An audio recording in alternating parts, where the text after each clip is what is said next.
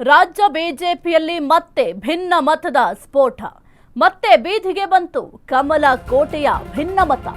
ರಾಜ್ಯ ಬಿಜೆಪಿಯಲ್ಲಿ ಈಗ ಮತ್ತೆ ಭಿನ್ನ ಮತದ ಸ್ಫೋಟ. ಈಗ ಮತ್ತೆ ಬೀದಿಗೆ ಬಂತು ಕಮಲ ಕೋಟೆಯ ಈ ಒಂದು ಭಿನ್ನ ಮತ. ಬಿಜೆಪಿ ಕಾರ್ಯಕಾರಿಣಿ ಸಭೆಗೆ ರೆಬಲ್ಸ್ ಸೆಡ್ ಹೊಡೆದಿದ್ದಾರೆ. ದಿಲ್ಲಿ ವರಿಷ್ಠರೇ ಸಭೆಯಲ್ಲಿದ್ರು ಕೂಡ ರೆಬಲ್ಸ್ ಡೋಂಟ್ ಕೇರ್, ನಮಗೇನಾಗಬೇಕು ಅಂತ ಅವ್ರ ಪಾಡ್ಗವರಿದ್ದಾರೆ. BJP ಕಾರ್ಯಕಾರಿಣಿಗೆ ಗೈರಾಗಿದ್ದಾರೆ rebels. ಖಾಸಗಿ ಕಾರ್ಯಕ್ರಮಕ್ಕೆ ಹಾಜರ್, ಪಕ್ಷದ ಸಭೆಗೆ ಚಕ್ಕರ್. ಕಾರ್ಯಕಾರಿಣಿಗೆ ಮಾಜಿ ಮಂತ್ರಿ ರಮೇಶ್ ಜಾರಕಿಹೊಳಿ, ಅರವಿಂದ ಲಿಂಬಾವಳಿ, ಕುಮಾರ್ ಬಂಗಾರಪ್ಪ ಗೈರಾಗಿದ್ದಾರೆ. ನಿನ್ನೆ ಅರಮನೆ ಮೈದಾನದಲ್ಲಿ ಒಂದು ಕಾರ್ಯಕಾರಿಣಿ ಸಭೆಯನ್ನ ಮಾಡಲಾಗಿತ್ತು. ಈ ಒಂದು ಕಾರ್ಯಕಾರಿಣಿ ಸಭೆಯಲ್ಲಿ ಸಾಕಷ್ಟು ವಿಚಾರಗಳ ಬಗ್ಗೆ ಚರ್ಚೆಯನ್ನ ಮಾಡಲಾಯಿತು. ಆದರೆ ಈ ಒಂದು ಚರ್ಚೆಯಲ್ಲಿ ರೆಬಲ್ಸ್ ನಾಯಕರು ಪಾಲ್ಗೊಂಡಿರಲಿಲ್ಲ. ಈ ಒಂದು ಚರ್ಚೆಗೆ ಹೋಗಿರಲಿಲ್ಲ ರೆಬಲ್ಸ್ ನಾಯಕರು. ಈಗ ಮತ್ತೆ ಒಂದು ಬಿಜೆಪಿಯ ಏನು ಭಿನ್ನಮತ ಇದೆ ಬೀದಿಗೆ ಬಂದಿದೆ. ಬಿಜೆಪಿ ಕಾರ್ಯಕಾರಿಣಿ ಸಭೆಗೆ ರೆಬಲ್ಸ್ ಸೆಡ್ ಹೊಡೆದಿದ್ದಾರೆ. ದಿಲ್ಲಿ ವರಿಷ್ಠರೇ ಸಭೆಯಲ್ಲಿದ್ದರೂ ಕೂಡ ರೆಬಲ್ಸ್ ಡೋಂಟ್ ಕೇರ್. ಬಿಜೆಪಿ ಕಾರ್ಯಕಾರಿಣಿಗೆ ಗೈರಾದ ರೆಬಲ್ಸ್ ನಾಯಕರು. ಬಿಜೆಪಿಯಲ್ಲಿ ಈಗ ಭಿನ್ನಮತ ಸ್ಫೋಟ ಆಗಿದೆ. ಬಿಜೆಪಿಯ ಈ ಒಂದು ಜಗಳ, ಕಚ್ಚಾಟ, ಕಿತ್ತಾಟ ಎಲ್ಲವೂ ಕೂಡ ಆಂತರಿಕವಾಗಿ ನಡೀತಾ ಇತ್ತು. ಆದರೆ ಈಗ ಎಲ್ಲರಿಗೂ ಕೂಡ ತಿಳಿಯುವಂತೆ ಈಗ ಬಹಿರಂಗವಾಗಿ ಜಗಳ ಆಡ್ತಾ ಇದ್ದಾರೆ, ಕಿತ್ತಾಟವನ್ನು ನಡೆಸ್ತಾ ಇದ್ದಾರೆ. ಮುಖ್ಯವಾಗಿ ಈಗ ಒಂದು ಕಾರ್ಯಕಾರಿಣಿ ಸಭೆ ಅಂತ ಮಾಡಿದ್ರೆ, ಅದು ಕೂಡ 2 ವರ್ಷದ ನಂತರ ಬಿಜೆಪಿಯವರು ಈ ಒಂದು ಕಾರ್ಯಕಾರಿಣಿ ಸಭೆಯನ್ನ ಮಾಡಿದ್ರು. ಸಭೆಯ ಉದ್ದೇಶ ಏನು ಅಂತಂದ್ರೆ, ಈಗ ಕಾಂಗ್ರೆಸ್ ಸರ್ಕಾರ ಆಡಳಿತವನ್ನು ನಡೆಸ್ತಾ ಇದೆ, ಕಾಂಗ್ರೆಸ್ ಸರ್ಕಾರದ ವೈಫಲ್ಯಗಳೇನು, ಜೊತೆಗೆ ಈ ಒಂದು ಸಿಎಂ ಯಾರು ಎಂಬ ವಿಚಾರವಾಗಿಯೂ ಕೂಡ ಬಿಜೆಪಿ ಮತ್ತೆ JDS ನಡುವೆ ಸ್ವಲ್ಪ ಮಾತುಕತೆ ಕೂಡ ಆಗ್ತಾ ಇತ್ತು. ಜೊತೆಗೆ ಕೆಲವೊಂದಿಷ್ಟು ನಾಯಕರು ಸ್ಟೇಟ್ಮೆಂಟ್ ಅನ್ನ ಕೊಡ್ತಾ ಇದ್ರು, ಅದರ ಬಗ್ಗೆ ಕೂಡ ಚರ್ಚೆಯನ್ನ ಮಾಡಿದ್ದಾರೆ. ಜೊತೆಗೆ ಅಭಿವೃದ್ಧಿ ಕೆಲಸಗಳು ಯಾವುದೆಲ್ಲ ಪೆಂಡಿಂಗ್ ಇದಾವೆ, ಈಗ ಸರ್ಕಾರದ ವೈಫಲ್ಯಗಳನ್ನ ಜನರ ಮುಂದೆ ಯಾವ ರೀತಿ ನಾವು ಎತ್ತಿ ಹಿಡಿಬೇಕಾಗತ್ತೆ, ಇನ್ನು ಪಕ್ಷವನ್ನ ಬಲವರ್ಧನೆ ಮಾಡಬೇಕು ಅಂತಂದ್ರೆ ಏನು ಮಾಡಬೇಕು, ಈ ರೀತಿಯಾಗಿ ನಾನಾ ವಿಚಾರಗಳ ಬಗ್ಗೆ ಒಂದು ಕಾರ್ಯಕಾರಿಣಿ ಸಭೆಯಲ್ಲಿ ಚರ್ಚೆಯನ್ನ ಮಾಡಲಾಯಿತು.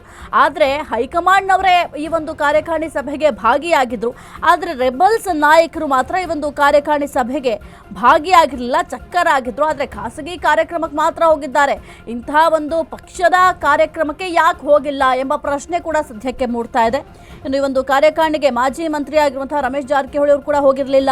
ಜೊತೆಗೆ ಅರವಿಂದ ಲಿಂಬಾವಳಿ ಅವರು ಕೂಡ ಗೈರಾಗಿದ್ರು, ಕುಮಾರ್ ಬಂಗಾರಪ್ಪ ಕೂಡ ಗೈರಾಗಿದ್ರು. ನಿನ್ನೆ ಅರಮನೆ ಮೈದಾನದಲ್ಲಿ ಒಂದು ಕಾರ್ಯಕಾರಿಣಿ ಸಭೆ ನಡೆಯಿತು. ಈ ಒಂದು ಕಾರ್ಯಕಾರಿಣಿ ಸಭೆಯಲ್ಲಿ ಸಾಕಷ್ಟು ವಿಚಾರಗಳ ಬಗ್ಗೆ, ಮುಖ್ಯವಾಗಿ ಕಾಂಗ್ರೆಸ್ ಸರ್ಕಾರದ ವೈಫಲ್ಯಗಳೇನಿದ್ದಾವೆ, ನಮ್ಮ ಪಕ್ಷವನ್ನ ತಳಮಟ್ಟದಿಂದ ಯಾವ ರೀತಿ ನಾವು ಭದ್ರ ಮಾಡ್ಕೊಳ್ಬೇಕು ಎಂಬ ವಿಚಾರವಾಗಿ ಚರ್ಚೆ ಮಾಡಲಾಯಿತು. ಆದರೆ ಇಂತಹ ಪಕ್ಷದ ವಿಚಾರದ ಚರ್ಚೆಗೆ ಹೋಗಿರಲಿಲ್ಲ ರೆಬಲ್ಸ್ ನಾಯಕರು. ಕೆಲವೊಂದಿಷ್ಟು ಅಸಮಾಧಾನವನ್ನ ರೆಬಲ್ಸ್ ತಂಡದಲ್ಲಿ ಗುರುತಿಸಿಕೊಂಡಿರುವಂತಹ ನಾಯಕರು ವ್ಯಕ್ತಪಡಿಸಿದ್ರು. ಮುಖ್ಯವಾಗಿ ವಿಜಯೇಂದ್ರ ನಾಯಕತ್ವವನ್ನ ಸೀನಿಯರ್ಸ್ ಯಾರು ಕೂಡ ಒಪ್ಕೊಳ್ತಾ ಇಲ್ಲ. ಈಗೇನು ರಾಜ್ಯಾಧ್ಯಕ್ಷ ಪಟ್ಟವನ್ನ ಕೊಟ್ಟಿದ್ದಾರೆ ವಿಜಯೇಂದ್ರ ಅವರಿಗೆ, ಆ ಒಂದು ನಾಯಕತ್ವವನ್ನ ಮೊದಲಿನಿಂದಲೂ ಕೂಡ ವಿರೋಧವನ್ನ ವ್ಯಕ್ತಪಡಿಸ್ತಾ ಬರ್ತಾ ಇದ್ದಾರೆ. ಈಗ ಈ ಒಂದು ಕಾರ್ಯಕ್ರಮಕ್ಕೆ ಗೈರಾಗುವ ಮುಖಾಂತರ ಮತ್ತೆ ತಮ್ಮ ವಿರೋಧವನ್ನ, ತಮ್ಮ ಅಸಮಾಧಾನವನ್ನ ಈಗ ರೆಬಲ್ಸ್ ನಾಯಕರು ವ್ಯಕ್ತಪಡಿಸಿದ್ದಾರೆ. ಇನ್ನು ವಿಜಯೇಂದ್ರ ವರ್ಚಸ್ಸನ್ನ ಹೆಚ್ಚಿಸುವ ಸಭೆ ಇದು. ಹಾಗಾಗಿ ಈ ಒಂದು ಸಭೆಯಿಂದ ದೂರ ಉಳಿಯೋಣ ಅಂತ ಕೂಡ ಅವರು ಪ್ಲಾನ್ ಮಾಡ್ಕೊಂಡಿರಬಹುದು. ಯಾಕೆಂದರೆ ಮೊದಲಿನಿಂದಲೂ ಕೂಡ ವಿಜಯೇಂದ್ರ ಮೇಲೆ ಅಸಮಾಧಾನ ಇದ್ದಿದ್ರಿಂದ ಆ ಒಂದು ಅಸಮಾಧಾನವನ್ನು ಈ ರೀತಿಯಾಗಿ ತೋರಿಸ್ತಾ ಇದ್ದಾರೆ. ಜೊತೆಗೆ ವಿಜಯೇಂದ್ರ ವರ್ಚಸ್ಸು ಈ ಒಂದು ಕಾರ್ಯಕಾರಿಣಿ ಸಭೆಯ ಮುಖಾಂತರ ಹೆಚ್ಚಾಗುತ್ತೆ, ಹಾಗಾಗಿ ಹೋಗೋದು ಬೇಡ ಅಂತ ಕೂಡ ನಿರ್ಧಾರವನ್ನು ಮಾಡ್ಕೊಂಡಿರಬಹುದು. ಇನ್ನು BSY 50 ವರ್ಷದ ರಾಜಕೀಯ ಜೀವನದ ಅಭಿನಂದನಾ ಕಾರ್ಯಕ್ರಮಕ್ಕೂ ಕೂಡ ಅವ್ರದ್ದು ಅಸಮಾಧಾನವನ್ನು ವ್ಯಕ್ತಪಡಿಸುವ ಕೆಲಸ ಕೂಡ ಮಾಡಿದ್ರು.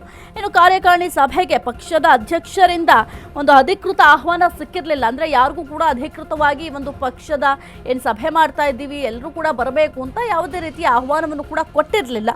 ಇನ್ನು ವರಿಷ್ಠರಿಗೆ ಸ್ಟ್ರಾಂಗ್ ಮೆಸೇಜ್ ಅನ್ನ ನೀಡಲು ರೆಬಲ್ಸ್ ಗೈರಾಗಿದ್ದಾರೆ. ಸ್ಟ್ರಾಂಗ್ ಮೆಸೇಜ್ ಏನು ಅಂತ ಅಂದ್ರೆ, ವಿಜಯೇಂದ್ರ ನಾಯಕತ್ವವನ್ನ ನಾವು ಯಾರೂ ಕೂಡ ಒಪ್ಕೊಂಡಿಲ್ಲ, ನಮ್ಮ ಮುಂದೆ ಅವರಿನ್ನು ಈಗ ರಾಜಕೀಯಕ್ಕೆ ಎಂಟ್ರಿ ಕೊಟ್ಟಿದ್ದಾರೆ, ನಾವು ಅವ್ರಿಗಿಂತ ಒಂದು ರಾಜಕೀಯ ಅನುಭವವನ್ನು ಹೊಂದಿದ್ದೀವಿ, ಅಂಥದ್ರಲ್ಲಿ ಅವರಿಗೆ ನೀವು ರಾಜ್ಯಾಧ್ಯಕ್ಷ ಪಟ್ಟವನ್ನು ಕೊಟ್ಟಿದ್ದೀರಾ, ಆ ಒಂದು ಪಟ್ಟ ಕೊಡಬಾರ್ದು ಅಂತ ನಾವು ಮೊದಲಿನಿಂದಲೂ ಕೂಡ ಅಸಮಾಧಾನವನ್ನು ವ್ಯಕ್ತಪಡಿಸ್ತಾ ಇದ್ದೀವಿ. ಆದರೂ ಕೂಡ ನಮ್ಮ ಮಾತಿಗೆ ಬೆಲೆ ಕೊಡದೆ ನೀವು ಈ ರೀತಿಯಾಗಿ ರಾಜ್ಯಾಧ್ಯಕ್ಷ ಪಟ್ಟವನ್ನು ಕೊಟ್ಟಿದ್ದೀರಾ. ಈಗ ಅವರು ರಾಜ್ಯಾಧ್ಯಕ್ಷ ಪಟ್ಟವನ್ನು ಅಲಂಕರಿಸಿ ಕೆಲಸ ಕಾರ್ಯಗಳನ್ನು ಕೂಡ ಮಾಡ್ತಾ ಇದ್ದಾರೆ. ಇದಕ್ಕೆ ಈಗಲೂ ತಮ್ಮ ವಿರೋಧ ಇದೆ ಅಂತ ಸದ್ಯಕ್ಕೆ ಈ ಒಂದು ಕಾರ್ಯಕಾರಿಣಿ ಸಭೆಗೆ ಗೈರಾಗುವ ಮುಖಾಂತರ ಈಗ ಹೈಕಮಾಂಡ್ಗೆ ಸ್ಪಷ್ಟ ಸಂದೇಶವನ್ನ ರವಾನೆ ಮಾಡಿದಂತಿದೆ.